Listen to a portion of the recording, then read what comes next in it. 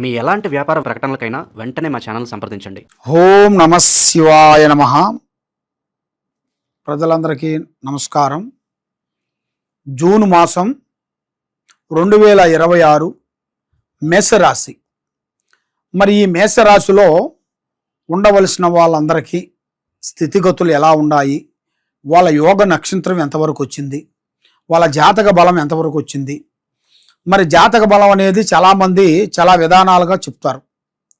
ఒక్కొక్కరు ముఖం చూసి చెప్తారు, ఒక్కొక్కరు హస్తం చూసి చెప్తారు, ఒక్కొక్కరు పేరు బలాన్ని పెట్టి చెప్తారు.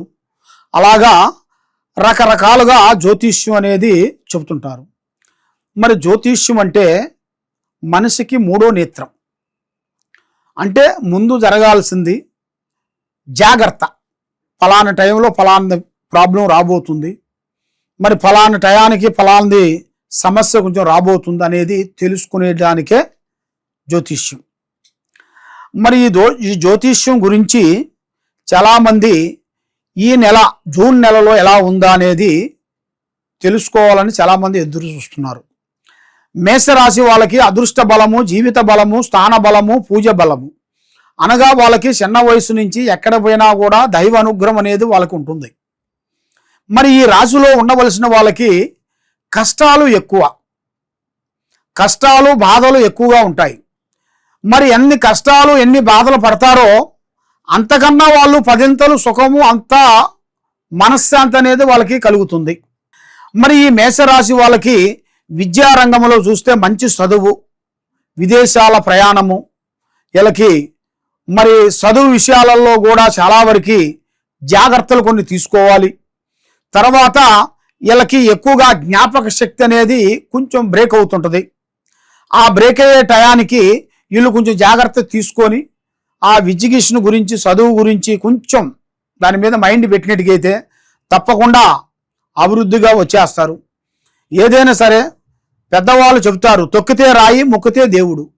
ఏదైనా సరే ఒక సాధన చేస్తేనే దాంట్లో విజయం పొందుతాడు. కష్టపడంది ఏదీ రాదు, కష్టే ఫలే అన్నాడు. కాబట్టి మనం ఏ పని చేసినా ఎక్కడ పోయినా కూడా పెద్దవాళ్ళ ఆశీర్వాదము చాలా ఇంపార్టెంటు. ఆ ఆశీర్వాదం తీసుకొని మీరు చేయాలి. మరి ఈ మేషరాశిలో ఉండవలసిన వాళ్ళందరికీ అదృష్టము, జీవితము, స్థాన బలం అనగా ఇల్లు, ఒక సొంత గూడు అనగా ఇల్లు, హౌస్ పూర్తి చేయాల్సిన యోగం దగ్గరికి వచ్చేసింది. సొంత ఇల్లు కట్టుకునే జాతకం అనేది ఇలా జాతకంలో అతి దగ్గరలోనే ఉంది. మరి దాంతో పాటు మరి మీకు రియల్ ఎస్టేట్ కానీ, రాజకీయంలో కానీ, వ్యవసాయంలో కానీ, మరి వ్యవసాయం విధానాల్లో కూడా కొన్ని పంటలు మీకు కొంచెం చేతిగాడికి వచ్చి కొంచెం భంగమయ్యే మార్గాలు కూడా కొన్ని కనబడుతున్నాయి. అది కొంచెం జాగ్రత్త పడాలి. మరి ఈ యూట్యూబ్ రంగంలో ఉండవలసిన వాళ్ళందరికీ, సినీ ఫీల్డ్లో ఉండవలసిన వాళ్ళందరికీ కొత్త కొత్త అవకాశాలు కొన్ని రాబోతున్నాయి. వాళ్ళ మైండ్లో కొన్ని పనులు చేయాలని అనుకుంటున్నారు. కాబట్టి కొంత డబ్బు లేక వెనక్కి వెళ్ళిపోతున్నారు. చేయాలని ఆశ ఉంటుంది, చేసే పరిస్థితికి రాగానే ఏదో ఒకటి డిస్టర్బెంట్ కావటం, ఇలాంటి సమస్య అనేది కొంచెం ఎదురవుతుంది. కాబట్టి ఈ నెలలో వీళ్ళకి 16వ తారీఖు నుంచి మేషరాశి వాళ్ళకి అదృష్ట యోగం అనేది రాబోతుంది. ఆ అదృష్టాన్ని అనేది వీళ్ళు ఎన్నో రోజుల నుంచి వీళ్ళ పడ్డ కష్టాలన్నీ తొలగిపోయి ఇప్పుడు వీళ్ళు స్టాండర్డ్గా ఒక 3 సంవత్సరాల పాటు అనేది వీళ్ళకి ఎలాంటి ఇబ్బందులు అనేది ఉండవు. 3 సంవత్సరాలకి వీళ్ళు పట్టిందల్లా బంగారం అవుతుంది. కాబట్టి మరి ఏ కార్యక్రమం చేసినా ఎక్కడ పోయినా కూడా కొన్ని జాగ్రత్తలు కొన్ని పాటించాలి. మరి ఆ జాగ్రత్తలు కొన్ని పాటించుకోకుండా మన అశ్రద్ధగా ఆలోచన చేయొద్దు. ఎవరో వస్తాడు, ఏదో చేస్తాడు, ఏరే వాళ్ళ నుంచి మనకి ఏదో లాభం పొందుతాము, ఏరే వాళ్ళ నుంచి మన జాతక చక్రం తిరిగిపోతుంది అని చాలామంది అనుకుంటుంటారు. కాబట్టి ఎవరో వస్తాడు, ఏదో చేస్తాడని ఎదురు చూసి మోసపోకుమా అన్నట్టుగా తొందరపాటు అనేది ఉండకూడదు. మరి మీరు ఏ కార్యక్రమైనా కానీ, ఏ పనైనా కానీ ఆశ చూసి అడిగేయండి. తొందరపాటు వల్ల ఎన్నో నష్టాలు, ఎన్నో ఇబ్బందులు కొన్ని ఎదురొచ్చే మార్గాలు కొన్ని కనబడుతున్నాయి. మరి ఈ రాశి వాళ్ళకి సినిమా దశ, కొంచెం స్టార్ట్ అవుతుంది. కాబట్టి కొద్దిగా జాగ్రత్త పడండి. చాలామంది సినిమా దిశ అనగా మరి ఎందువల్ల వస్తుందంటే చాలు చాలామందికి భయం వచ్చేస్తుంది. కాబట్టి ఆ సినిమా దిశ వచ్చేసి మనిషికి ఒక తెలివిని, ఒక మనిషి ఒక పనిని నేర్పిత్తి. చాలామంది అనుకుంటారు శని మహారాజు మనకి ఎంటర్ అవుతున్నాడు, మనకి ఏమవుతుందో ఏమిటో అని చాలామంది బాధపడతారు.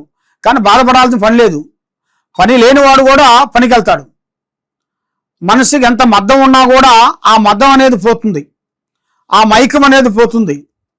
కాబట్టి శని అనేది మంచిదే, చెడేం కాదు. కాబట్టి అది ఎంతవరకు లిమిట్లో ఉండాలో అంతవరకు లిమిటే ఉంటుంది. ఆ లిమిట్ ఎక్కువగా మనం దాన్ని పూజా బలాలు చేసి కొంచెం తగ్గించుకునే మార్గం చేసుకోవాలి.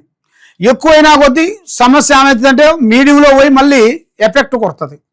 అంత దూరం పోనీకోకుండా మీడియం లెవెల్లోనే దాన్ని కాపాడుకుంటూ రావాలి.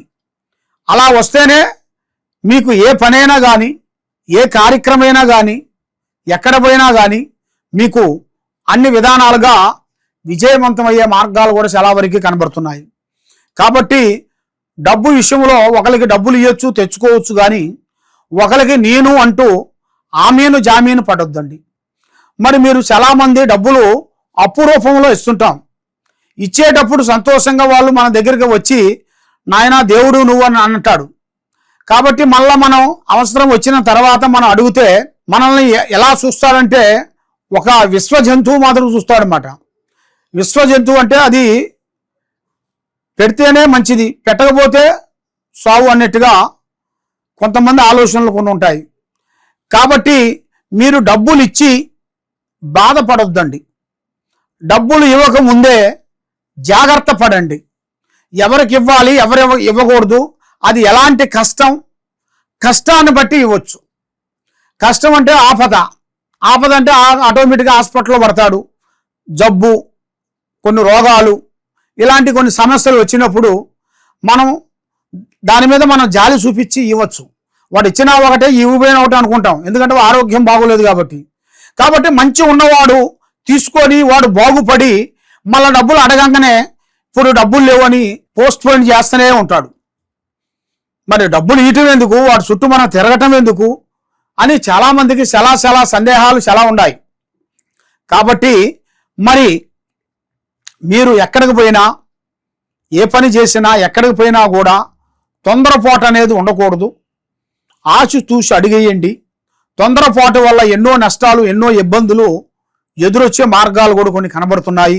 ఆ విధంగా కొన్ని జాగ్రత్తలు కొన్ని పాటించుకోవాలి. మరి ఏ కార్యక్రమం చేసినా, ఎక్కడికి పోయినా కూడా కొద్ది జాగ్రత్తలు లేనిది ఏ పని కాదు. అన్న మనవాడైనా తమ్ముడు మనవాడు కాదు, వదిన మందైనా అన్న మనవాడైనా వదిన మంది కాదు. ఆ విధంగా ఏ పని చేసినా, ఎక్కడ పోయినా కూడా కొన్ని జాగ్రత్తలు కొన్ని తీసుకోవాలి. ఎప్పుడు మనం అసార్థగా ఆలోచిస్తామో దానివల్ల ఏమవుతుందంటే ఉండ సమస్య కాకోకుండా ఇంకా లేనిపోయిన సమస్య కూడా కొన్ని ఎదురవుతుంటాయి. కాబట్టి మరి శ్రీ సమ్మక్క సారలమ్మ మహాశక్తి పీఠము, మేము శ్రీ మేడారం సమ్మక్క సారలమ్మ మహాశక్తి పీఠము, ఇది వన సంజీవులు. శ్రీ మేడారంలో మేము మాఘశుద్ధ పౌర్ణమి రోజున శిలకల గుట్టకెళ్ళి ఆ గుట్టలో మేము తపస్సు చేసి, తపస్సుతో పూజా బలం చేసి, పసుపు కుంకుమ వేసేసి మేము వేరుని తీస్తాం. అది ఈ వేరు వచ్చేసి సభా వేరు అంటారు. నరదిష్టి వేరు, కన్ను దిష్టి, ప్రజాదిష్టి, కుటుంబంలో మనశ్శాంతి, ఆరోగ్యము, చేయాల్సిన కార్యక్రమాలు అన్ని విధానాలుగా బాగుండేట్టుగా ఈ వేరుని మేము పూజా బలం చేసి ప్రజలందరికీ ఇస్తున్నాము ఫ్రీగా. కాబట్టి మా ఆఫీస్ వచ్చి హైదరాబాదులో దిల్సుఖ్ నగరు సాయిబాబా టెంపుల్ ఆపోజిట్ ఎదురుగా శ్రీ చిప్పాబాబయ్య కాంప్లెక్సు, ఇక్కడ శ్రీ సమ్మక్క సారక్క మహాశక్తి జ్యోతిష్యాల పీఠం ఉంది. మీరు వచ్చి ఈ వేరుని మీరు స్వీకరించినట్టుగైతే మీలో ఉండాల్సిన కష్టాలు, నష్టాలు, దరిద్రాలు, శూన్యాలు మొత్తం పోతాయి. అన్ని విధానాలుగా మీకు బాగుంటుంది, మనశ్శాంతిగా ఉంటుందని మనస్ఫూర్తిగా మేము కోరుకుంటున్నాము. కాబట్టి దూరంలో ఉండవలసిన వాళ్ళు చాలామంది, గురువుగారు మరి మీ దూరంలో ఉన్నాము, మరి మాకు ఎలాగ చెందిత్తండి మాకు అని చాలామంది మాకు ఫోన్లు చేస్తున్నారు. కాబట్టి మీకు దూరం నుంచి మాకు ఫోన్లు అనేది చేసి మీ అడ్రస్ని మాకు పంపిస్తే మీ పేరు బలాన్ని బట్టి మీకు ఏ వస్తువు అనేది ఇవ్వాలనేది పూజ చేసి ఆ అమ్మవారు వస్తువు వేరనేది మీకు ఈ వేరుతో పాటు అక్షింతలు కూడా మంత్రక్షణ అక్షింతలు నరఘోష లేకోకుండా అమ్మవారు కుంకుమ, కుబేర కుంకుమ పూజా బలం చేసి మేము ఫ్రీగా ఇస్తున్నాము. తప్పకుండా మీకు ఏ సమస్య ఉన్నా కూడా మాకు ఫోన్లు చేసి దూరంలో ఉన్నట్టుగైతే మరి ఆ దూరం నుంచి మాకు ఫోన్ చేసి మాకు అడ్రస్ వాట్సాప్ ద్వారా పంపించినట్టుగైతే మీకు కొరియర్ ద్వారాగా మేము పంపించగలుగుతాం. ఇది అమ్మవారు వేరులు. కాబట్టి మీరు ఎక్కడెక్కడో పోయి జ్యోతిష్యం చెప్పించుకొని నిరాశ చెంది ఉన్నారు. కాబట్టి తప్పకుండా ఈ కింద ఉండాల్సిన నెంబర్కి ఒకసారి సంప్రదించినట్టుగైతే నీ పేరుని బట్టి, సమయాన్ని బట్టి, మీ యోగాన్ని బట్టి ఎలా ఉంది, ఎలా నడుస్తుంది, ఏమిటనేది చూసి చెప్పగలుగుతాం. సర్వో జనా సుఖినో భవంతు. ఓం నమః శివాయ నమః.